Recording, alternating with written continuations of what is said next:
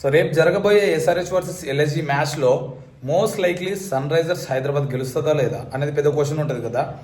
ఎందుకంటే head to head Sunrisers ఒక్క match గెలిచింది, 3 మ్యాచెస్ ఎల్ఎస్జి వాళ్ళు గెలిచారు. సో లాస్ట్లో చెప్తా ఎవరు విన్ అవుతారు అనేది.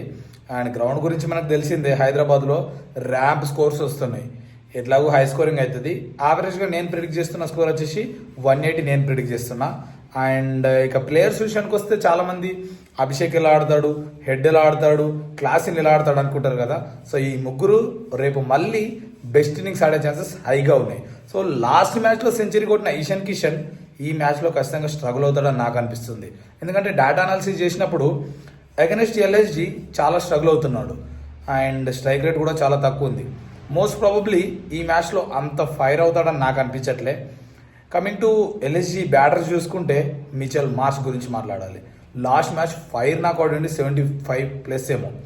బట్ ఈ మ్యాచ్లో నా అనాలిసిస్ కరెక్ట్ అయితే కనుక చాలా స్ట్రగుల్ అవుతున్నాడు, అంత స్ట్రైక్ రేట్ లేదు, వెరీ లెస్ స్కోర్కే అవుట్ అవుతాడని నేను అనుకుంటున్నా.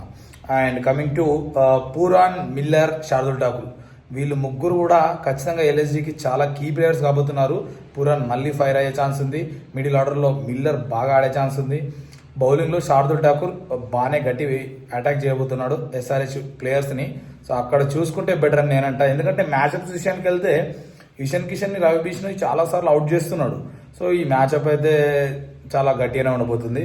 అండ్ శార్దుల్ ఠాకూర్ కూడా మన బ్యాటర్స్ని చాలా స్ట్రగుల్ చేసే ఛాన్స్ ఉంది, అది కూడా చూసుకొని ఆడాలి మన వాళ్ళు.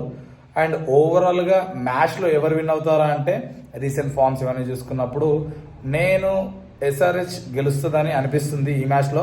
మరి ఎవరు గెలుస్తారని మీకు అనిపిస్తుంది, ఎందుకు గెలుస్తుంది అనిపిస్తుందో కూడా ఒకసారి కామెంట్ చేయండి. అండ్ ఒక స్ట్రాంగ్ పాయింట్ ఉంది కదా, ఎస్ఆర్హెచ్ 300 కొడుతుందని. ఆ 300 ఈ మ్యాచ్లో కొట్టారా మన వాళ్ళు అనేది కూడా ఎవరైనా ప్రిడిక్ట్ చేయండి. నేను ప్రిడిక్ట్ చేస్తున్న స్కోర్ వచ్చేసి మళ్ళీ ఒకసారి రీకాల్ చేద్దాం, 180+ రాబోతుంది. ఎస్ఆర్హెచ్ ఈ మ్యాచ్ గెలిచే 180+ వస్తుందని నేను అనుకుంటున్నా స్కోర్స్.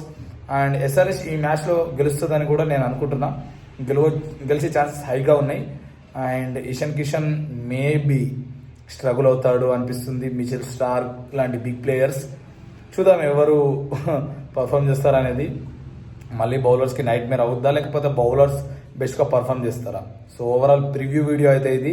మ్యాచ్ అయిన వెంటనే మనం రివ్యూ చేయబోతున్నాం వీడియోస్ని. సో వీడియోని నచ్చితే లైక్ చేసి ఛానల్ సబ్స్క్రైబ్ చేసుకోండి.